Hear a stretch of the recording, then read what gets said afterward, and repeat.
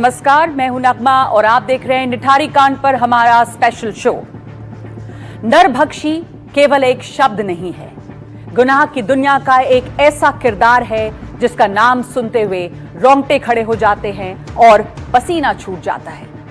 एक जिंदा इंसान बेजान शरीर को काट कर खा ले, इंसान के गोश्त को भून कर खा ले, इससे बड़ी हैवानियत नहीं हो सकती। कोई लाश के साथ शारीरिक रिश्ते बनाए, ये तो गुनाह की इंतहा है।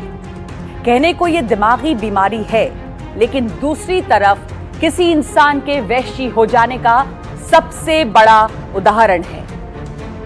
ऐसे वहशीपन और हैवानियत से भरे घिनौने गुनाह का इल्जाम था दो लोगों पर, मोनिंदर सिंह पंढेर और सुरेंद्र कोली।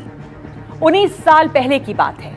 उत्तर प्रदेश के नोएडा में कुख्यात निठारी कांड हुआ था। बच्चे गुम हो रहे थे और पुलिस परेशान थी। फिर अचानक नोएडा के सेक्टर 31 की D5 कोठी पूरे देश में हॉरर हाउस बन गई।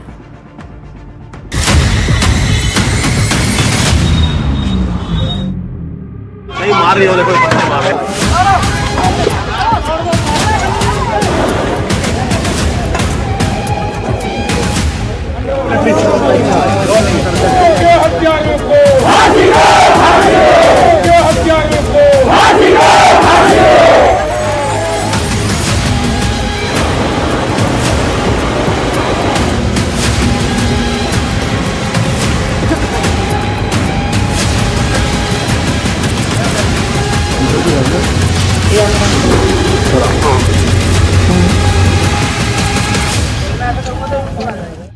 ये एक यूनिक केस था जिसमें कि एक आदमी जो है वो जो बच्चे गायब हो रहे थे, धीरे धीरे उनको जो है उनकी हत्याएं कर रहा था। और जब ये केस पूरी तरह से खुल के आया तो गाजियाबाद यूपी पुलिस ने उसको इनिशियली इन्वेस्टिगेट किया और उसके बाद वो केसेस जो है वो CBI को इन्वेस्टिगेशन के लिए दिए गए। तो हम लोगों ने उस टाइम में जो है वो हर इंडिविजुअल जिसको मारा गया उसके लिए अलग अलग केस जो है वो रजिस्टर किया।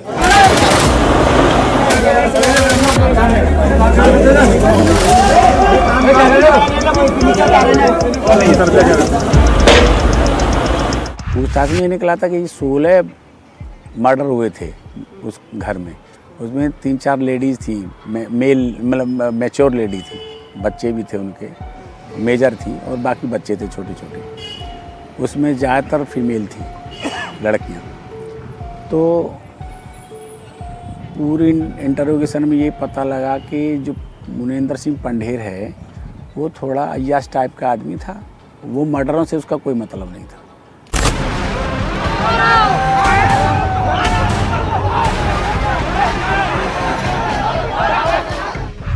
मर्डर सब जितने भी थे सुरेंद्र कोली ने ही किए थे।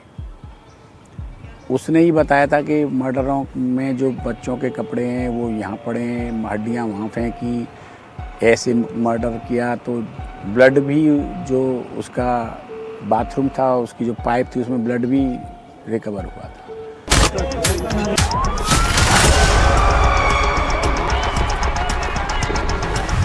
DNA भी जो हड्डियां बरामद हुई उनका DNA भी मैच किया, CBI ने कराया। हम पे तो पूरी विवेचना नहीं रही थी, इंटरोगेशन ही तक थे हम लोग। उसके बाद विवेचना चली गई थी CBI को। तो बाद में पता लगा कि DNA भी मैच हुआ है बच्चों का और उनके रिलेटिव्स का।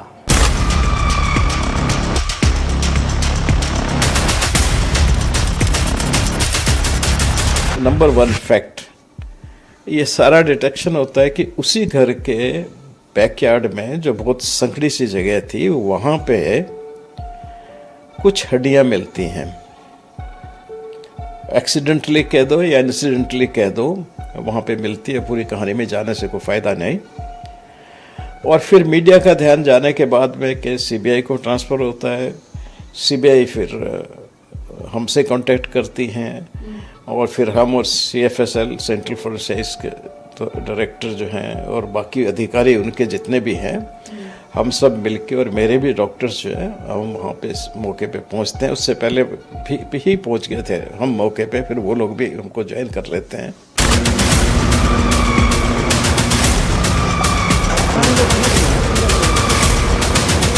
और फिर हम ये सोचने लगते हैं कि भी अगर यहाँ इतनी हड्डियाँ मिली हैं तो बाकी के कहाँ गए, ये सबसे बड़ा प्रश्न था। सारा घर को देखा गया, सब कुछ देखा, कहीं कुछ था नहीं। और उसी वक्त इंस्पेक्शन करते वक्त हमको थोड़ा आइडिया हुआ कि जो सामने का मेन गेट है उसके आगे नाला है जो ढका हुआ है पूरा, लेकिन इसमें एक थोड़ा सा छेद है। तो वहाँ से लगा कि शायद हो सकता है इस छेद से बाकी की जो बॉडीज है, वो पार्ट हैं, वो डिस्पोज ऑफ कर दिए गए हों। तो उसी हिसाब को करते हुए उस नालियों को जब देखा गया, आसपास के घर के नाले जो उनको खोला गया, तो वहाँ से कुछ और हड्डियाँ मिली।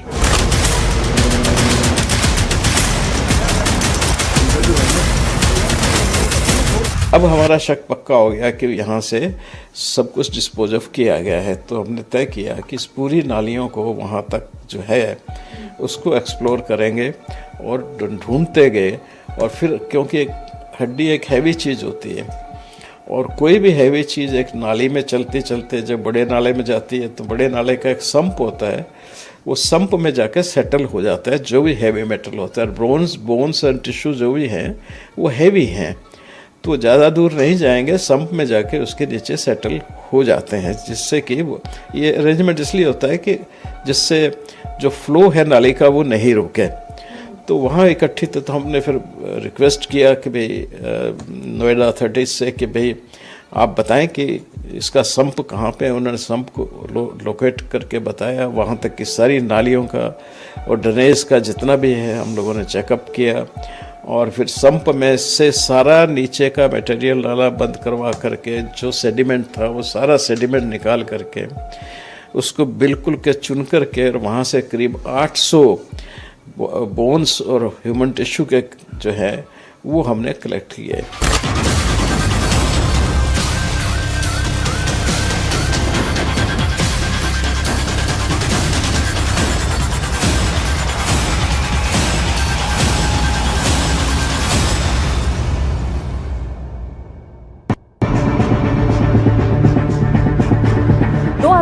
में फरवरी से अक्टूबर महीने में नोएडा की इस पुलिस चौकी में ऐसे मां बाप की संख्या बढ़ने लगी थी जिनके बच्चे गायब हो रहे थे।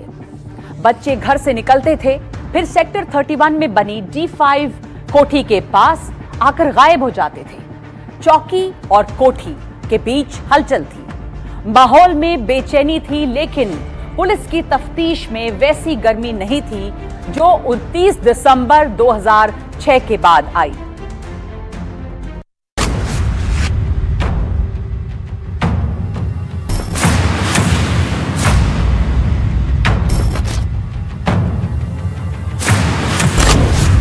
D5 कोठी के बगल में बने नाले को खोदने के लिए बड़ी पीली मशीन आई। मशीन के दोनों ओर भारी भीड़ जमा हो गई थी। भारत के सबसे बड़े अस्पताल एम्स की फॉरेंसिक टीम नाले से मानव अंग खोज रही थी। एक एक करके 800 टुकड़े इकट्ठा किए गए, जिसमें 5 सिर, हड्डी, टिश्यू थे। ये 21 लोगों से जुड़े थे। इसमें से 17 शरीर जोड़े गए, जिसमें से 15 महिलाओं के थे। इनमें से 17 की उम्र तय हो पाई, 14 के स्ट्रक्चर की लंबाई तय हो गई, 8 डेड बॉडीज की पहचान हुई। 180 दिन तक लैब में रिसर्च चलता रहा, जिसके बाद हड्डियों को जोड़कर 8 डेड बॉडीज के कंकाल तैयार किए गए, जिन्हें अब आप बारी बारी से अपनी टीवी स्क्रीन पर देख सकते हैं। पहली डेड बॉडी, दूसरी डेड बॉडी, तीसरी, चौथी, पांचवी, छठी, सातवीं और 8वीं डेड बॉडी। जिन 8 शरीर की पहचान हुई, उनके नाम अंजलि उर्फ अल्लादी, दीपाली, पिंकी, रचना, मधु, ज्योति, आरती, रिम्पा हैं। इनकी पहचान डीएनए के आधार पर की गई। बंगाली साड़ी लेकर इसके घर में डरोलों में से, किचन में से, इसने खुद पुलिस वालों के सामने कबूला है कि मैंने बच्चे मारे, मैंने ये औरतें मारी। औरतें भी ही, बच्चे भी है, बहुत लोग। इन्हें तो इतनी बड़ी सजा मिल रही है इस केस में, वो ही उम्मीद ही। आज हमें ये नहीं पता था कि ये बेकसूर है।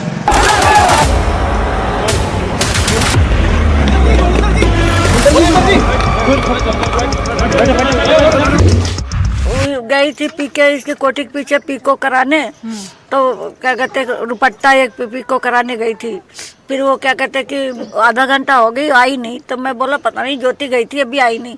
मैं गई, उससे पूछा, हम कहीं दुपट्टा पीको कर दिया क्या? कह रही नहीं, लड़की आई थी लेके गई नहीं घर। हम कहीं अभी नहीं पहुंची है लड़की। तो कह रही वो तो तुरंत चली गई थी। मुनिंदर सुनिंदर गेट पे खड़े थे। 36 बार पूछा, हमारी बेटी को देखा, मेरी बेटी को देखा? करा मैंने नहीं देखा। ताकि कपड़े चप्पल सब इसी के घर के अंदर मिले। चप्पल नहीं, हमारे घर वाले ने कूद के निकाले हैं। आपको तब कैसे शक हुआ कि अंदर हो? पायल को पकड़ के ले गए थे। बड़ी पायल थी नंदलाल की लड़की, उसका चप्पल और कपड़े लेके पुलिस रात में चली गई। तो दोबारा हम कहीं आएगी, हमारे घर वाले सोचे दोबारा आएगी पुलिस, जांच करेगी, नहीं आई। तब कूदे है उसके घर। तब जाके ढूंढने लगे, पहले पीछे झाड़ी में तो 3 सर मिले, फिर आगे ढूंढने लगे तो पूरा बॉडी, जैसे रात को काटी ना 4 बजे उसको, तो पूरी बॉडी थी। ये जोड़ निकले हुए, ये जोड़ निकले हुए, ये यहाँ से ये से सारे।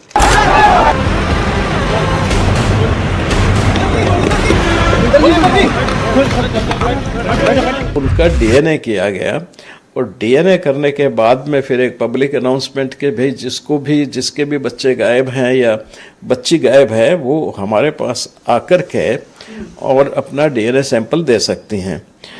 तो वो काफ़ी लोग आए, हमने इनका डीएनए सैंपल लिया और उसमें से 8 लोगों के, यानी कि 8 लेडीज़ के सैंपल जो हैं वो मैच कर गए डीएनए से।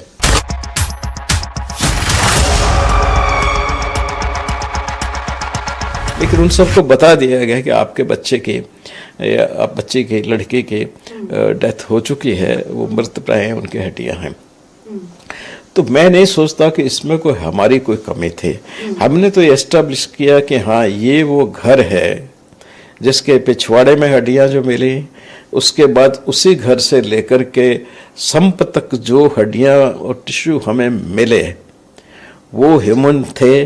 उसमें 21 ह्यूमन बीइंग्स थे, फीमेल थी ज़्यादातर।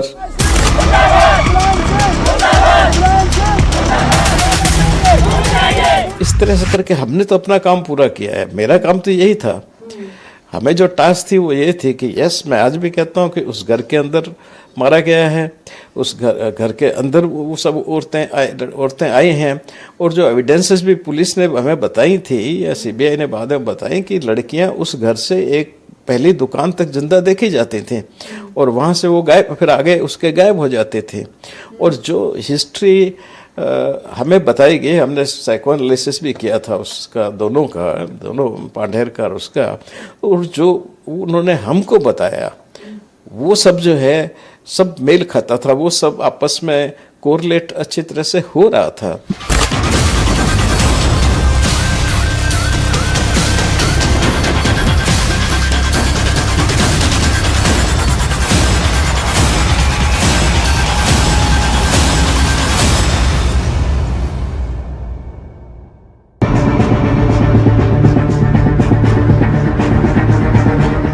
फोरेंसिक जांच सीबीआई और पुलिस के लिए एक बड़ी कामयाबी थी, लेकिन उन परिवारों के लिए बेहद खौफनाक खबर जो अपने बच्चों को खोज रहे थे। एफएसएल और एम्स की टीम ने बिजली गिरा दी। गुमशुदा की लिस्ट में लिखे 17 नाम के सामने मृतक लिख दिया। अब तक माँ बाप एक उम्मीद में थे कि शायद उनके बच्चे मिल जाएं, लेकिन अब उनकी ये उम्मीद खत्म हो गई थी। अब सबके सामने D5 कोठी में रहने वाले मोनिंदर सिंह पंढेर और सुरेंद्र कोली दानव जैसे दिखने लगे थे।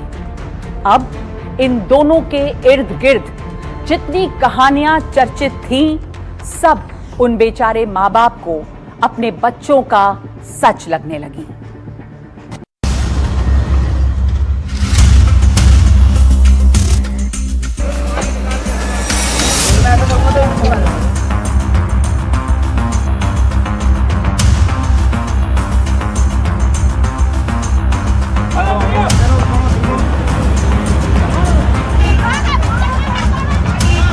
नहीं मार रही हो, देखो बच्चे मार रहे।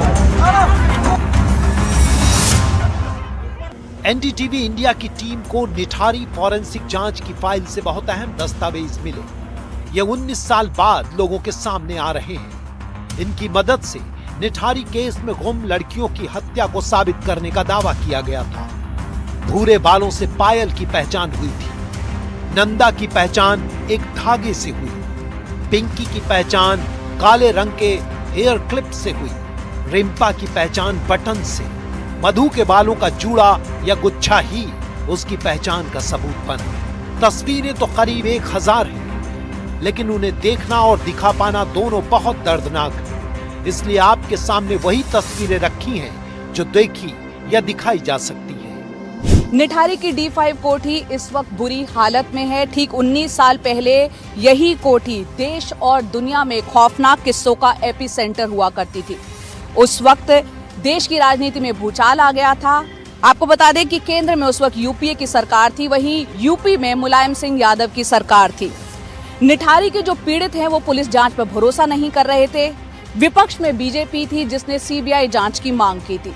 वहीं दूसरी तरफ मुलायम सिंह यादव के भाई शिवपाल यादव ने इसे छोटी मोटी घटना कहा था, जिसके बाद हंगामा मच गया था। एनडीटीवी आर्काइव्स में 19 साल पहले की वो हलचल देखने को मिलती है। निठारी जैसी छोटी सी जगह में उन दिनों नेताओं का मेला लगा रहता था।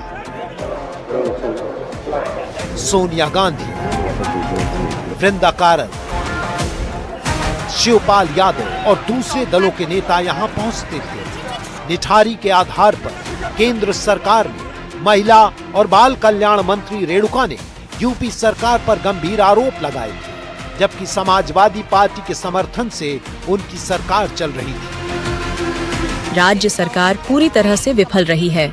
मैं जिला प्रशासन और स्थानीय पुलिस के साथ खड़ी थी। सरकार द्वारा बनाए गए सभी नियम कानूनों का बिल्कुल भी पालन नहीं किया गया। उन्होंने पंजीकरण कराने में एक नागरिक के मौलिक अधिकारों का भी उल्लंघन किया है और खोए हुए माता पिता को डर था कि पुलिस उनके साथ दुर्व्यवहार करेगी और बच्चों के साथ अपमानजनक बातें करेगी।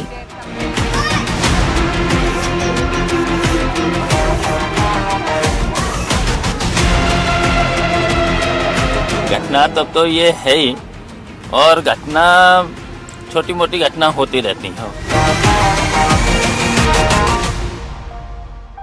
वो बोलने का तरीका गलत हो गया, ये सही है।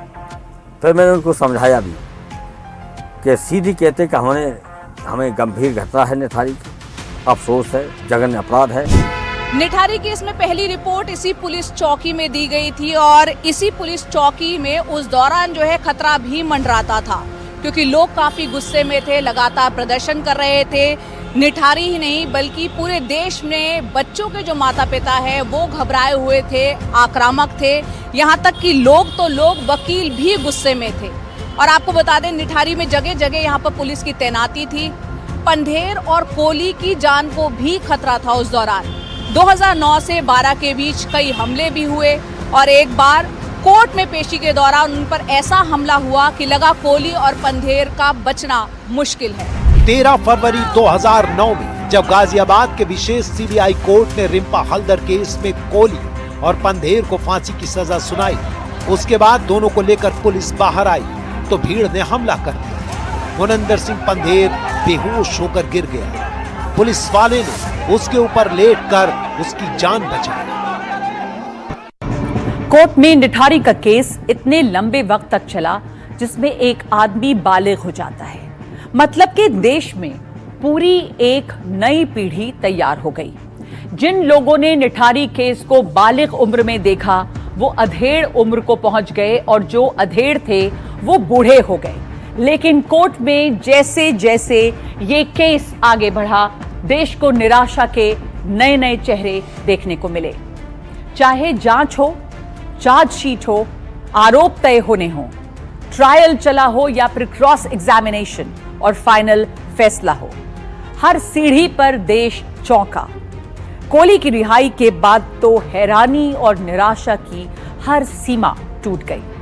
लोगों ने जिन दो चेहरों को खौफ और वहशीपन का पर्याय मान लिया था, वो दोनों बरी हो गए थे।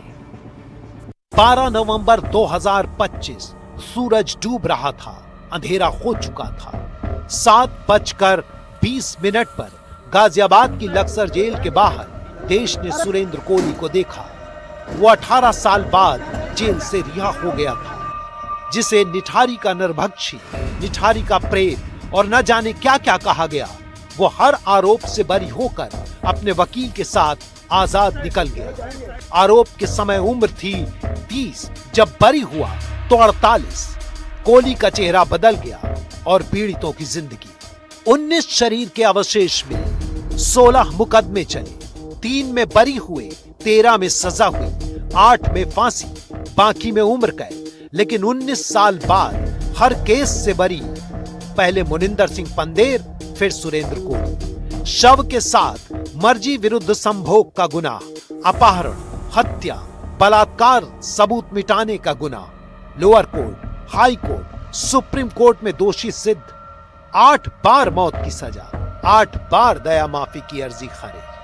मौत की सजा में सुप्रीम कोर्ट से माफी नहीं, मौत की सजा में राष्ट्रपति से माफी नहीं। फिर अचानक 19 साल बाद हर केस से मुक्त, फांसी माफ, उम्र कैद माफ, सब कुछ साफ, कोहली बरी।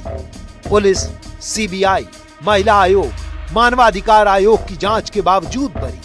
कोर्ट ने फांसी दी और कोर्ट ने ही मुक्त कर दिया। साल 2006 दिसंबर का महीना और ये नाला निठारी केस में बहुत अहम है।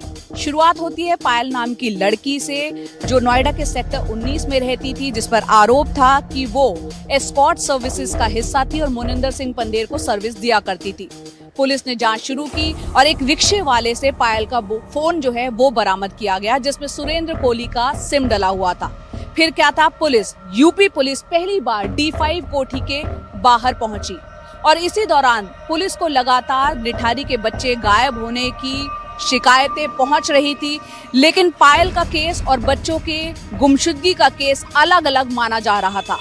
पुलिस ने पायल की तलाश में यहाँ पर आपको बता दें जो नाले की खुदाई शुरू की और फिर सामने आई निठारी की हॉरर स्टोरी धीरे धीरे खुलनी शुरू हुई और जिससे पूरे देश में कोहराम मच गया।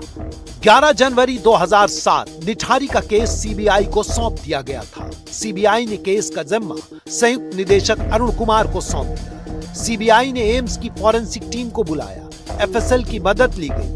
नाले की खुदाई बड़े पैमाने पर शुरू हुई। नाले से मानव अंग निकालने के साथ ही निठारी पूरे देश में जलती हुई आग बन गया था। अब पंदेर और कोहली के बारे में एक एक करके रोज एक नई कहानी सामने आने लगी। कन्फेशन अपना कन्फेशन था और एक मेंटल, हम लोगों ने जो साइकियाट्रिस्ट थे उन लोगों से बात की तो एक मेंटल कंडीशन होती है जिसको नेक्रोफिलिया कहते हैं, नेक्रोफिजिया कहते हैं। ये एक मानसिक बीमारी होती है जिसमें खास करके वैसे लोगों को पाया गया है कि जो कब्र वगैरह खोदते हैं या कब्रगाह में रहते हैं, उनमें ऐसी चीज़ों को पाया। मतलब चूंकि हम लोगों ने इंटरनेशनली पूरा कॉन्टैक्ट किया, इंटरपोल से सारे डिफरेंसेस केस के सारे चीज़ें सर्कमस्टांसेस जो है पूरे वर्ल्ड में भेजे and we got some references from South Africa. इस टाइप की कंडीशन जो है वो होती है, रेयर नहीं है, एक आध कहीं होती है और उसमें ये पाया जाता है। बट ये तो उसने कहा, हमने तो ना इसके लिए कोई अलग से सजा तो नहीं है।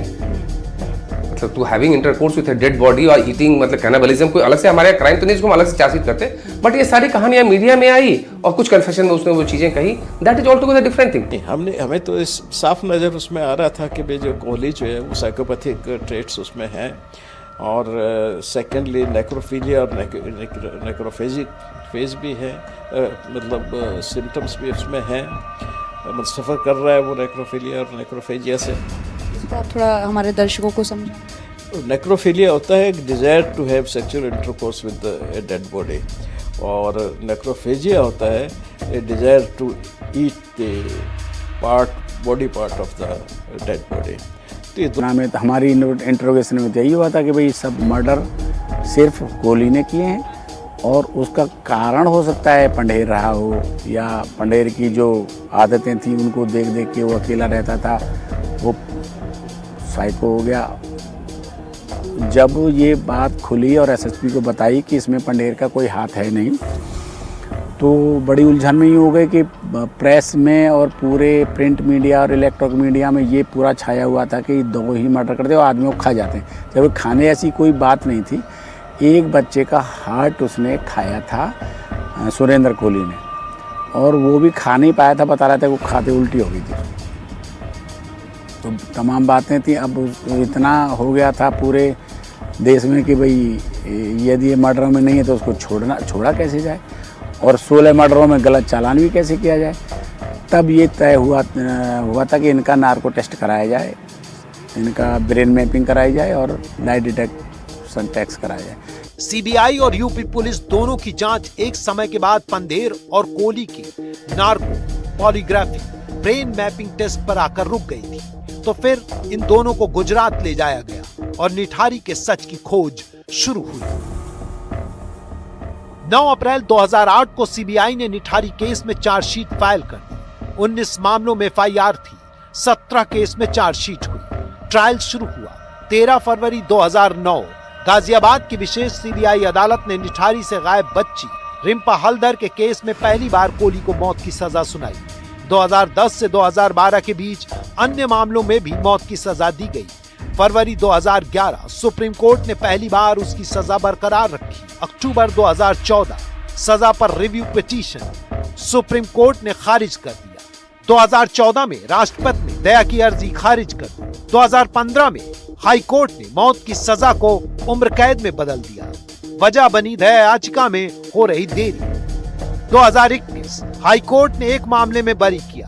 2023 इलाहाबाद हाई कोर्ट ने 12 केस में बरी कर दिया। 2025 सुप्रीम कोर्ट ने कोहली की तरफ से दायर क्यूरेटिव पिटीशन के जवाब में उसे अंतिम रूप से रिहा कर दिया। सुप्रीम कोर्ट ने अपने फैसले में कहा कि जांच बहुत लंबी चली। जांच एजेंसियां बिना शक के आरोपियों को दोषी साबित नहीं कर सकी। जहां तक क्रिमिनल लॉ का सवाल है तो वो किसी के निजी विश्वास या कल्पना के आधार पर नहीं चलता है। जांच एजेंसियों का शक किसी आरोपी के खिलाफ सबूत नहीं माना जा सकता है। जहां तक जांच एजेंसियों की बात है तो उनकी लापरवाही और देरी के चलते केस कहीं ना कहीं बिगड़ा। क्राइम सीन को सिक्योर नहीं किया गया, जो मटेरियल विटनेस है उसको नजरअंदाज किया गया, जो डिस्क्लोजर है उसको देरी से रिकॉर्ड किया गया, मानव तस्करी का एंगल जो है उसको नजरअंदाज कर दिया गया। यही कारण है कि लंबी जांच के बावजूद दोषी जो है, सही दोषी पहचान उसकी नहीं हो सकी। जगह पे यदि मैं कह रहा हूँ कि यदि सबूतों को लेने में देर हुआ या सबूत खराब थे तो उस पे आप यदि एक मैट्रिक्स बनाइए कि ये 12-13 कोर्ट और किन किन जजों ने जो है वो किया, तो इसने जो है वो कन्विक्ट कर दिया, इसने सजा दे दी, इसने सबने जब सजा दे दी तो एविडेंस ठीक था, और एक आदमी जब पलट दिया तो सारे एविडेंस गलत हो गए। वही कोर्ट का लेवल हाई कोर्ट था, कोर्ट का लेवल सुप्रीम कोर्ट था, वहां भी माननीय जज थे जिन्होंने इसको अपहेल्ड किया था। उस टाइम तक सही था, और एकाएक अभी बदल गया तो कंसिडरेशन क्या है? एविडेंस है क्या? नहीं, कंसिडरेशन कुछ और है। इतने सालों के बाद एक पर्टिकुलर सेट ऑफ केस में आप कहते हैं कि गलत है और इस एविडेंस खराब हो गए, अब इस एविडेंस को पलटो और उसके बाद उसको कहो कि तुम क्यूरेटिव पिटीशन डालो कि जो हम पहले जिसमें कन्विक्शन है उसमें हम आपको छोड़ देंगे। तो सुप्रीम कोर्ट तो सुप्रीम है, सुप्रीम इन सुप्रीम। कोर्ट ने जो अपना निर्णय दिया है वो बहुत ही सही निर्णय है। कोई सबूत था ही नहीं उसके खिलाफ सिवा उसका 164 सीआरपीसी का बयान और नार्को टेस्ट के आधार पर उसको सजा की गई। कैसे सपोर्टिव एविडेंस थे कि उस कैंपस में जहां ये रहते थे वहां उसने बताया कि यहाँ पे हमने सर फेंका है, यहाँ पे हमने धर फेंका है, यहाँ हमने काटा है, यहाँ से हम चाकू लाए। जजमेंट में एक वर्ड आता है कि ये विश्वास नहीं होता है कि कोई आदमी जो है वो इतनी आसानी से इतने लोगों को काट सकता है। हमें भी ये डाउट हुआ तो हम उसको ले गए एम्स फॉरेंसिक साइंस में, से उसने काटा और काटना बताया कि बॉडी को कैसे जल्दी से काट के बोरा में पैक कर सकते हैं। Every doctor was anatomist and physiologist, सारी टीम थी फॉरेंसिक की, दे वर सरप्राइज्ड कि he has much better knowledge of anatomy than a common human being. उन्होंने भी ये सवाल रखे थे कि हड्डियां कटती किस चीज से? बराबर वेपन दिखाया गया कुल्हाड़ी, कुल्हाड़ी से हड्डी जब काटेंगे तो वो छितरेंगे हड्डियां, वो कटे हुए मिले। फिर उन्होंने आगे का ब्लेड रख दिया तो जो हड्डियां कुछ थी वो एंकल में से एंकल निकली हुई थी, और जो डॉक्टर थे उनसे जब हमने पूछा तो उन्होंने जो एक्सपर्ट थे उन्होंने कहा एक एंकल हड्डी में से केवल एक एक्सपर्ट व्यक्ति ही निकाल सकता है। सीबीआई सुरेंद्र कोहली को लेके गई थी पीसीआर पे पुलिस कस्टडी रिमांड पर कि हमें इससे कोई चीज बरामद करानी है, और वहां पर जाकर उन्होंने दिल्ली के अंदर स्टेट चेंज करके वहां पर कोर्ट में पेश कर दिया कि ये बयान कराना चाहता है। यदि 164 का बयान ही दर्ज करना था उसका सुरेंद्र कोहली का, तो गाजियाबाद डिस्ट्रिक्ट कोर्ट में होना चाहिए था। आपको में उन्होंने कहा कि जैसे इसको काफ़ी दिन तक पुलिस कस्टडी में रखा गया, तो इसका जो कन्फेशन है वो कन्फेशन जो है वो रिलायबल नहीं है। इसमें एक चीज़ कहा गया कि उसका जो है गाजियाबाद में कन्फेशन कराना चाहिए था, या फिर जो है वो दिल्ली में क्यों कन्फेशन 164 सीआरपीसी का कन्विक्शन जो एडमिसिबल और लॉ में है उसके मजिस्ट्रेट के बारे में एक प्रश्न उठाया गया उस जजमेंट में। और जो लॉ कहता है कि आप कहीं भी कन्फेशन रिकॉर्ड करा सकते हैं, और ये यदि हमसे पूछा जाए कि हमने गाजियाबाद में क्यों नहीं कराया और यहाँ कराया, तो आप उन दिनों को याद करिए कि उन दिनों कोर्ट में जाते ही जो है वकील पब्लिक इन लोगों को मारने लगती थी। कितनी बार हम लोगों ने इनको बचाया है, मारते मारते बच गए हैं ये लोग। तो ये लगा कि हमें दिल्ली कोर्ट सेफ लगा बजाय कि गाजियाबाद कोर्ट के, जहाँ उन पर अटैक हो रहे थे। इसलिए हमने दिल्ली में के कोर्ट में कराया, लीगली कराया, और उसी 164 सीआरपीसी के जो एविडेंस है कन्फेशन का, उसको इतने सारे जजेज ने माना, उस पर कन्विक्ट किया। हाई कोर्ट ने माना, सुप्रीम कोर्ट ने माना, सब ने माना। उसी सेट ऑफ एविडेंस, चाहे ये हो, चाहे कन्फेशन हो, चाहे चेन ऑफ जो एविडेंस है उसका कलेक्शन है, या फर्द बनाना है, जो कुछ भी प्रश्न उठाए जा गए उस जजमेंट में, वो सारे कोर्ट्स ने, lower court, high court, supreme court ने पहले मान के उसको कन्विक्ट कर दिया। अब उसमें ऐसी क्या खामी एकाएक कितने सालों बाद आ गई, आप कह रहे हैं कि ये जो है ठीक नहीं है। और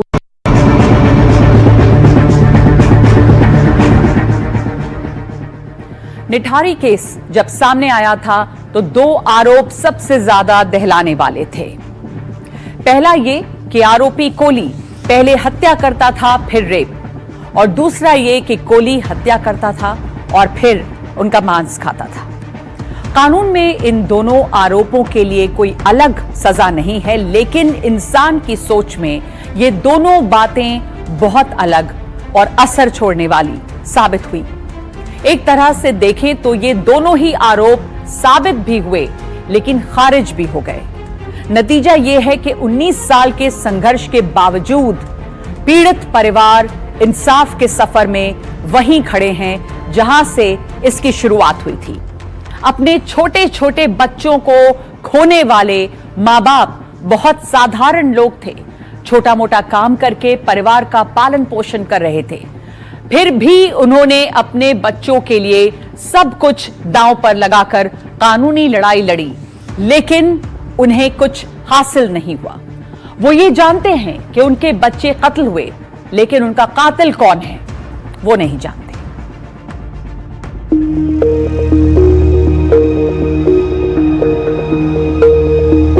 क्या कहेंगे मैडम, बहुत दुख है। इतने साल से हम तो इसी आस में जी रहे कि न्याय मिलेगा। उम्र कैद में वो दोनों जेल के अंदर रहेंगे।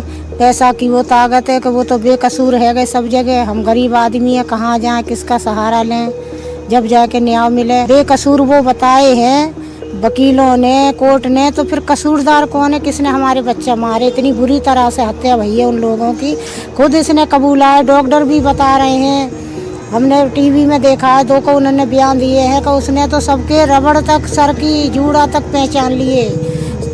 किस टाइम मारा है, क्या खाया, क्या पकाया, सब कुछ बताया है। इतना इसका तो अंदर दिमाग है। पुलिस वालों ने लापरवाही करी कि उन पर कोई धारा नहीं लगाई, इसी मारे बेकसूर बोल रहे हैं। दोनों कसूरदार है, सबसे ज़्यादा वो है नौकर। निराशा अविश्वास को जन्म देती है। पीड़ित परिवार इंसाफ के हर दरवाजे को खटखटाने के बाद सोच नहीं पा रहे कि अब क्या करें। शायद उन्हें किसी चमत्कार या ईश्वरीय इंसाफ का ही भरोसा रह गया है। निठारी में अब गिने चुने पीड़ित बचे हैं।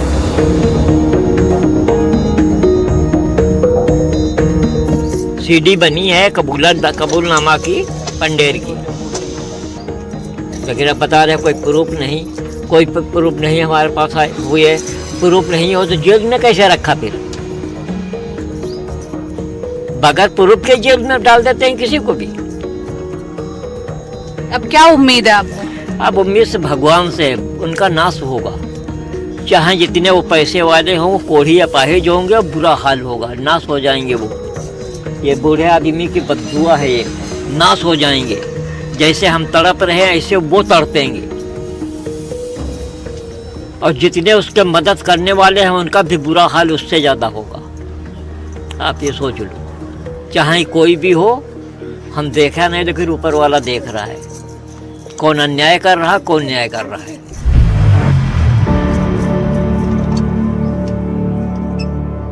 सुप्रीम कोर्ट के फाइनल फैसले में एक बात पर बहुत जोर दिया गया, और वो है मानव अंगों की तस्करी का एंगल। केस में कोहली के वकील भी इस बात पर जोर दे रहे थे। वर्ष 2007 में केंद्र सरकार के महिला एवं शिशु कल्याण मंत्रालय ने एक जांच कमेटी बनाई थी, जिसे मंजुला कृष्णन हेड कर रही थी। उस कमेटी ने भी निठारी केस में मानव अंग की तस्करी का एंगल एक्सप्लोर करने की सिफारिश की थी।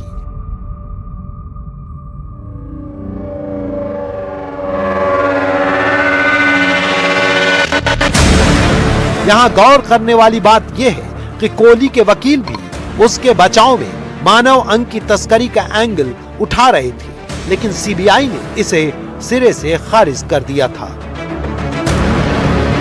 बहुत बड़ा रैकेट था ये। 8 साल से ऊपर के बच्चे के अंग जो है वो डेवलप होने शुरू हो जाते हैं। 10 साल के बच्चे की किडनी लीवर काम बेहतर करते हैं, जो डॉक्टरों का कहना है, हमारा नहीं, हम डॉक्टर नहीं है। तो वही तो बच्चे मिसिंग हुए 10 साल 12 साल 14 साल 15 साल 16 साल जिनके वो थे। तो वो रैकेट था, उसके ऊपर कोई इन्वेस्टिगेशन नहीं आई, ना सीबीआई की आई, ना सीबीआई ने कभी गौर किया कि यहाँ ये कांड भी हुआ था। D3 कोठी है, D5 में पनीर की है। D3 में कौन रहता था? डॉक्टर रहते थे, जिसमें रैकेट हुआ था, जिसमें केस दर्ज हुआ था उसमें, और सारे डॉक्टर जेल गए थे इसी मामले में। रैकेट में बच्चों को मिसिंग मानववध, और उसमें बच्चों का मिसिंग होना, और ये जो अंग प्रत्यारोपण में पूरा रैकेट पकड़ा गया। उस केस को इससे नहीं जोड़ा गया? नहीं जोड़ा गया, बहुत दूर रखा गया।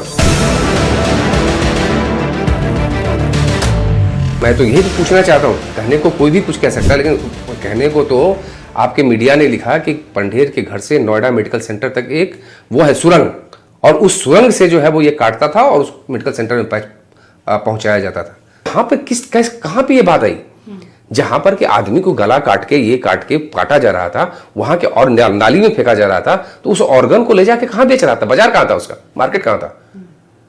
और क्या ऐसे ऑर्गन काट के किसी पे लगाया जा सकता है? ये इस तरफ ये बात ही करनी कितनी बेमानी है।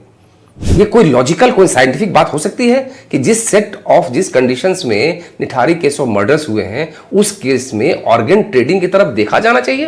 क्यों देखा जाना चाहिए? कुछ भी कोई कह दे तो क्यों? हो ही नहीं सकता। It's just not possible. Noida के सेक्टर 31 की यही D3 कोठी है, जिसके तार जो है मानव अंगों की तस्करी से जोड़े जाते रहे हैं।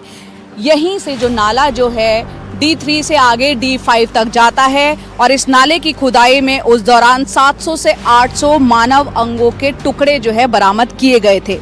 उस दौरान निठारी से जो बच्चे गायब हो रहे थे, वैज्ञानिक जांच से साबित हुआ था कि 8 बच्चों के शव इसी नाले से बरामद किए गए।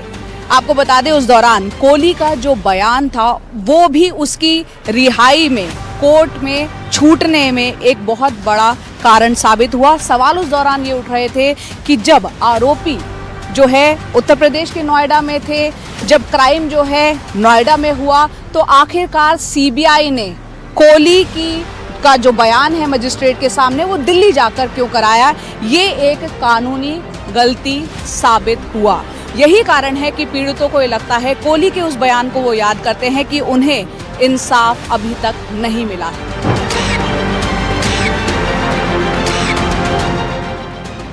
हमारे तो सब लोग से हम ही मरे, हमारे बच्चे भी गए, पैसा भी लगा के बैठ गए, बदनामी भी लेके चल रहे हैं। ये तो इतने बड़े कातिल है कि इन्हें तो फांसी लगती, वो भी कम ही।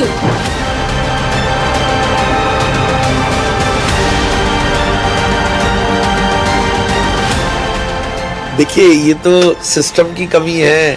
अब जहाँ तक दोबारा रीट्रायल की बात है, सीबीआई की फॉल्टी इन्वेस्टिगेशन, जिसमें मेरे ख्याल से करोड़ों रुपया देश का बर्बाद हुआ है, 200-300 करोड़ रुपया बर्बाद किया इन्होंने इस टोटल मामले में 19 साल के अंदर में, इससे ज़्यादा ही हुआ होगा। तो वो सब तो देश की हानि है।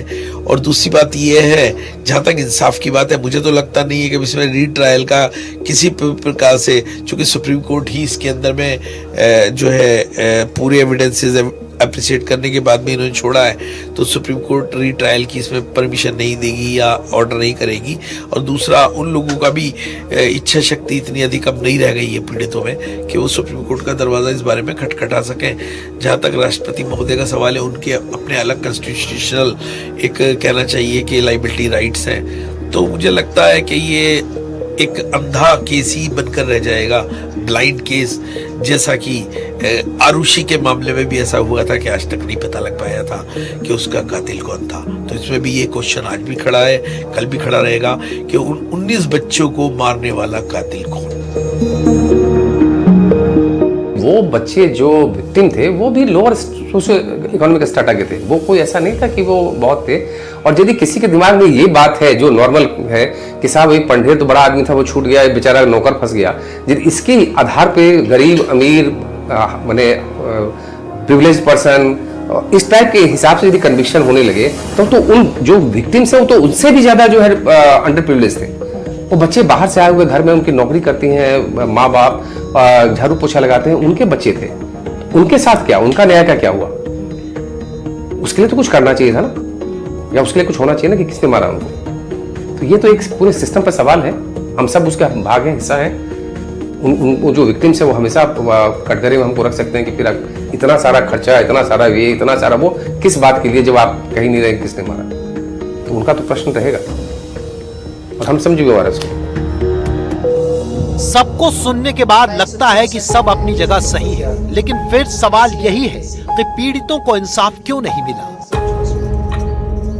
कि हम केस का ट्रायल इतना लिंगर ऑन करते हैं कि क्राइम हुआ 2006 में, उसके 19 साल के बाद जब आप डिसाइड करेंगे तो जो डॉक्यूमेंट्स, जो कागज एक इन्वेस्टिगेटिंग एजेंसी के पास रखा हुआ है, उसको जो हैंडल कर रहा है वो आदमी, उसने इन्वेस्टिगेशन किया नहीं है, उसको वो कागज ढूंढना, वो देना, उस सब में थोड़े से लैप्सेस हो सकते हैं, हो सकता है उसको इतना इंटरेस्ट नहीं हो।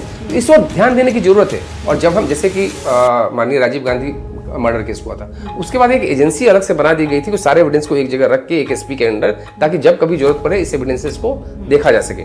तो इस और जरूरत है कि जो पुराने लोगों ने इन्वेस्टिगेशन किया था उनको बुलाया जा सकता था, उनको जो है प्रोसिक्यूशन में हेल्प ली जा सकती थी यदि कोई चैलेंजेस कहीं दिख रहे थे तो।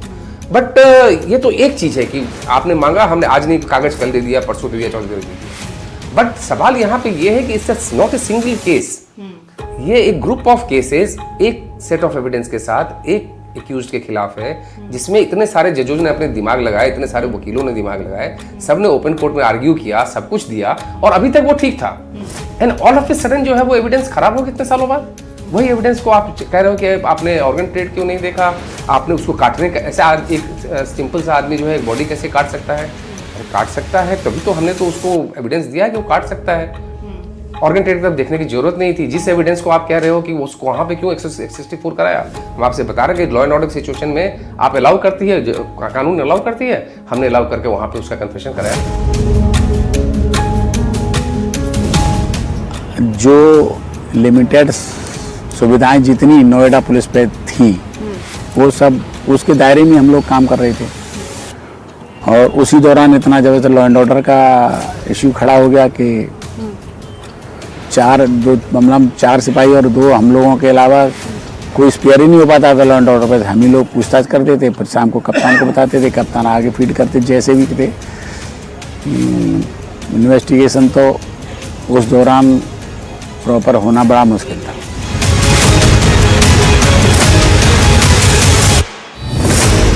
डेफिनेटली देखिए, सबसे बड़ी चीज़ है, जितनी भी एजेंसीज हैं, इन्वेस्टिगेशन एजेंसीज हैं, उनको स्वतंत्र होना बहुत ज़रूरी है। उसमें पॉलिटिकल या किसी प्रकार का इंटरफेरेंस थोड़ा ठीक नहीं है। दूसरी बात, इसमें जो लोग आए वो लोग कैलिबर वाले लोग हों, जिनको इन्वेस्टिगेशन करना आता है और गहराई से करें। अगर उनका इनकम्प्लीट नॉलेज या किसी भी कारण से या इंटेंशनली ऐसा रहेगा तो इसमें सबसे बड़ी बात मेरा कहना ये है कि इन्वेस्टिगेशन एजेंसी को मजबूत करने की बात है। साइंटिफिकली उनको एक ट्रेनिंग की जरूरत है, जिससे कि उसकी ट्रेनिंग ऐसी हो, कम से कम सफिशिएंट मटेरियल वो कलेक्ट कर सके, जिसके आधार पे कोर्ट के अंदर वो अपने पक्ष को मजबूती में रख करके सजा करा सके। अपने आप में बहुत ही सेटिस्फाइड थे कि ठीक है, हमने ठीक काम किया। अब कोर्ट जाने, वकील जाने, डिफेंस काउंसिल वाले जाने, और वो कानून का मामला है, कानून जाने।